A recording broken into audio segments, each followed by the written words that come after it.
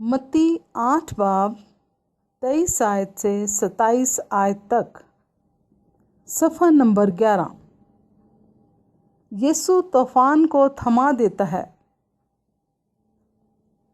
जब वो कश्ती पर चढ़ा तो उसके शागिर्द उसके साथ हो लिए, और देखो, झील में ऐसा बड़ा तूफान आया कि कश्ती लहरों में छुप गई, मगर वो सोता था।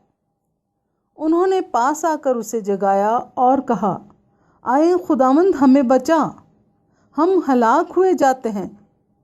उसने उनसे कहा, ऐ कम एतकादो, डरते क्यों हो?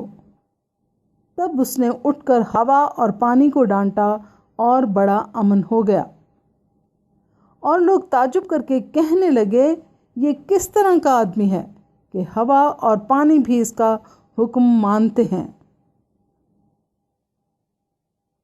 कलाम मुकद्दस के पढ़े और सुने जाने पर खुदा की बरकत हो। आमीन।